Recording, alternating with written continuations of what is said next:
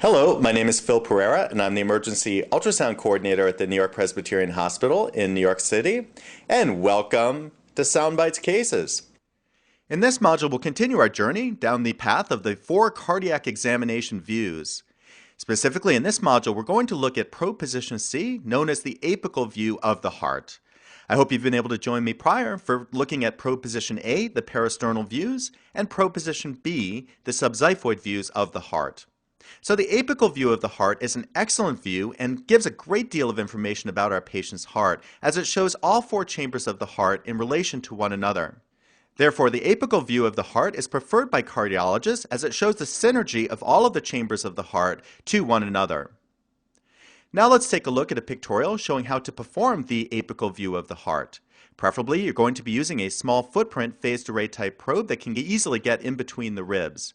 Position the probe directly underneath the left nipple at about the point of maximal impulse of the heart, with the probe indicator over towards the patient's right side. Now that's with the caveat that the ultrasound screen indicator is positioned towards the left of the screen.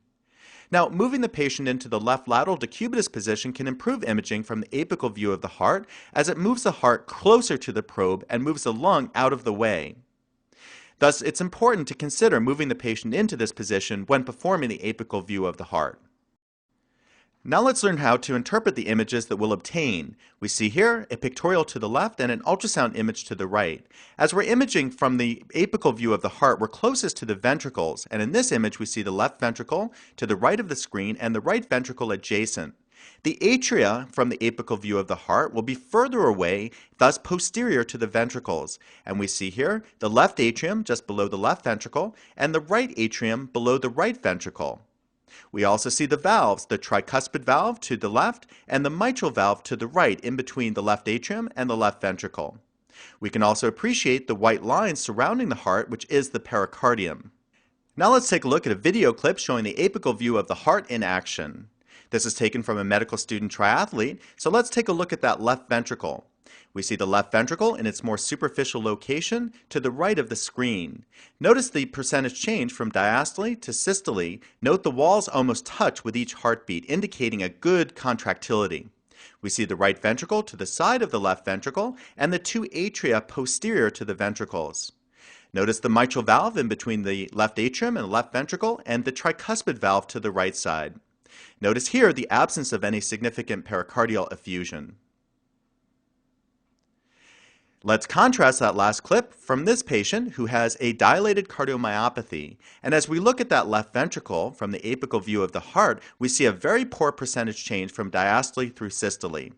This is indicative of a very poor contractility of this heart.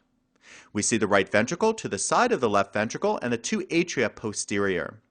Notice the sluggish movement of both the mitral valve and the tricuspid valve. We see a little bit of pericardial effusion, that little black rim around the heart, also going together with this patient's cardiomyopathy status. Here's an interesting video clip of a patient who presented with acute shortness of breath. And what we notice here is the right ventricle and the left ventricle closest to the screen, but we see here a very large pericardial effusion circumferentially surrounding the heart. And notice the heart swinging back and forth in all the pericardial effusion. This gives rise to the phenomenon known as electrical alternans, or different sizes QRSs on the EKG. Here's a patient who was in bad shape and presented with acute shortness of breath.